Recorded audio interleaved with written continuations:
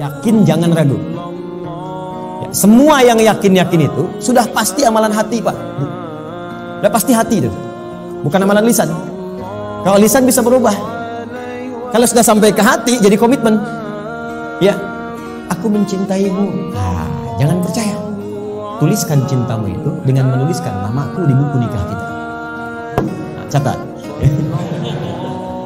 Baik. Sebab cinta juga sama. Cinta itu kan masalah hati. Dari mata turun ke hati. Makanya ketika dilamar, ibu mengatakan kepada anaknya, sudah mantap belum hatimu? Yakin belum? Yakin itu amalan hati. Sentuhlah ia tepat di hatinya, maka ia akan jadi milikmu untuk selamanya. Hati. Amalan iman juga hati. Makanya ketika ada orang beriman dengan lisan, itu dikoreksi oleh Allah. Iman itu bukan di lisan, kata Allah, di hati. Sebab kalau sudah sampai ke hati, orang yang sudah sampai ke hati mengerjakan apapun jadi mudah, Pak.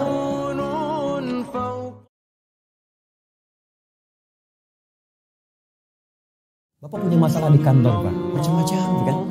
Coba ambil wudu, ya, kemudian sholat, apalagi ke masjid, mau tahiyatul masjid, mau sholat duha, ya, sholat Anda 2 rakaat. Begitu Anda sholat atau sholat wudu, begitu Anda sholat, tenang hati, Pak. Walaupun mungkin solusi belum datang, tapi ketenangan itu bagus. Dan tenang itu setengah dari solusi yang kita dambakan. Gak percaya silakan.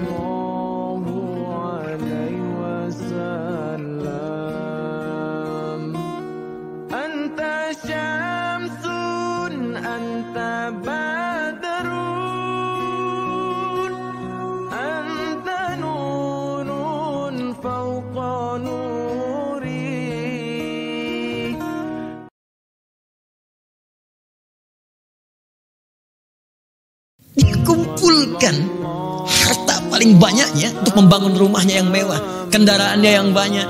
Terus mohon maaf ya, tempat kerja gedung yang tinggi pencakar langit yang dia saat masuk pertama kali dia selfie di situ, dia abadikan, dia katakan aku diterima kerja di sini. Itu ditinggalkan, dia nggak peduli.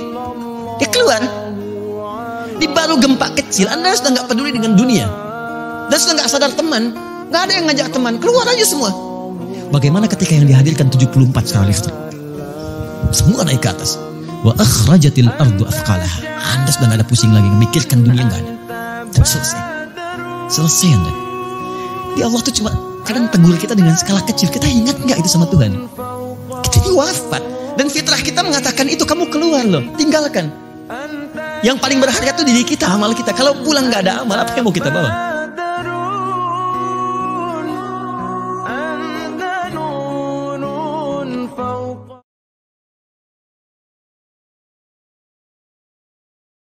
Kumpulkan harta paling banyaknya untuk membangun rumahnya yang mewah, kendaraannya yang banyak. Terus mohon maaf ya, tempat kerja gedung yang tinggi pencakar langit yang dia saat masuk pertama kali dia selfie di situ, dia abadikan, dia katakan aku diterima kerja di sini. Itu ditinggalkan, dia nggak peduli. Dia keluar. Di baru gempa kecil, Anda sudah nggak peduli dengan dunia. Dan sudah nggak sadar teman, nggak ada yang ngajak teman, keluar aja semua. Bagaimana ketika yang dihadirkan 74 skala Richter? Semua naik ke atas. Wa akhrajatil ardu afqalaha. Anda sudah nggak ada pusing lagi, memikirkan dunia nggak ada. Dan selesai Anda. Di Allah tuh cuma kadang tegur kita dengan skala kecil. Kita ingat nggak itu sama Tuhan? Kita ini wafat dan fitrah kita mengatakan itu, kamu keluar loh, tinggalkan. Yang paling berharga itu diri kita, amal kita. Kalau pulang nggak ada amal, apa yang mau kita bawa?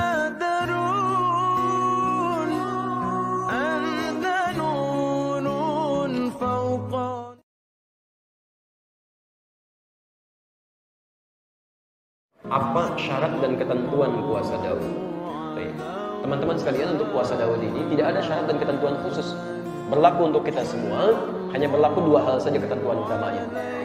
Tentu ini bagi seorang muslim ya, dia sudah muslim, beriman kepada Allah, sudah baligh. Yang pertama, dia memang punya kekuatan untuk menjalaninya. Jadi kalau antum belum terbiasa, belum kuat menjalani, jangan paksakan. Yang kedua, memulai dengan tadarruj, tahapan. Jangan langsung ke puasa Daud. Mulai dulu dari puasa yang sunnah pertama, Senin dulu misal. Kalau Senin sudah nikmat, kemudian baru pindah ke Kamis, Senin dengan Kamis. Senin Kamis sudah nikmat, alhamdulillah, antum tambah dengan ayyamul bidh. Ya, puasa 3 hari berturut-turut di pertengahan bulan. Kalau sudah terbiasa baru naikkan kepada puasa Daud. Nah, kalau puasa Daud bersamaan dengan puasa sunnah Senin Kamis, yang diambil Daudnya. Jadi kalau antum sudah terbiasa Senin Kamis kemudian puasa Daud, saat Kamisnya buka, maka saat Kamis itu pun dihitung pahala puasanya. Karena Anda telah terbiasa puasa Senin Kamis sebelumnya.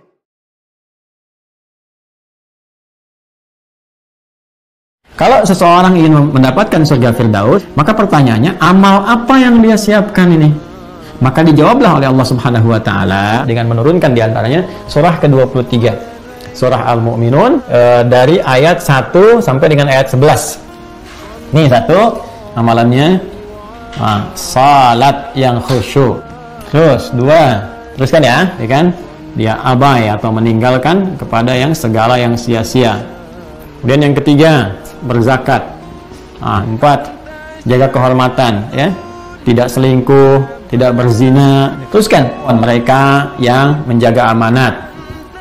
Kemudian, kalau yang ini kan salatnya khusyuk, ini menjaga salat. Ditekankan lagi. Jaga sholat, ya. Orang-orang yang bisa konsisten mengerjakan ini 6 pokok, 7 sebetulnya dengan pokok yang pertama itu, yaitu aspek keimanannya. Mereka ini ulaika humul warithun, yaitu orang-orang yang mewarisi surga Firdaus.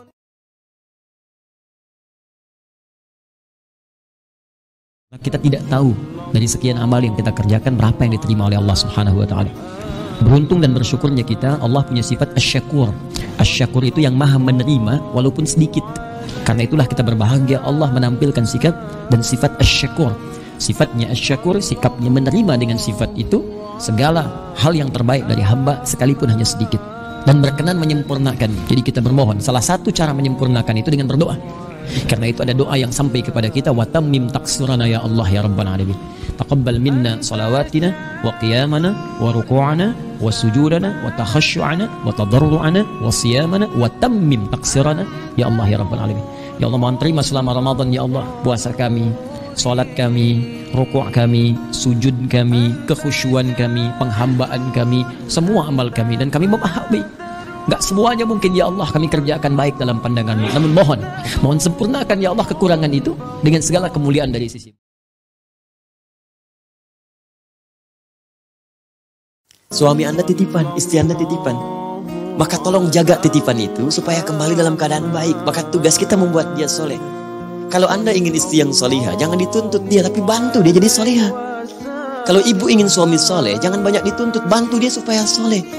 Bekerja samalah supaya titipan itu ketika kembali kepada Allah dalam keadaan yang baik. Dan ketika titipan itu dikembalikan kepada Allah, maka Allah akan jadikan dia milik abadi kita saat di surga nanti. Nggak akan dipisahkan lagi semuanya.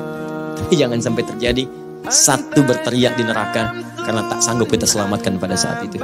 Apa ibu tega melihat anak yang sekarang telah dikandung, dilahirkan, digendong, disayang-sayang, lucu dia, lantas suatu saat berteriak minta panggil mamanya, mama, umi, dan anak gak bisa bantu dia.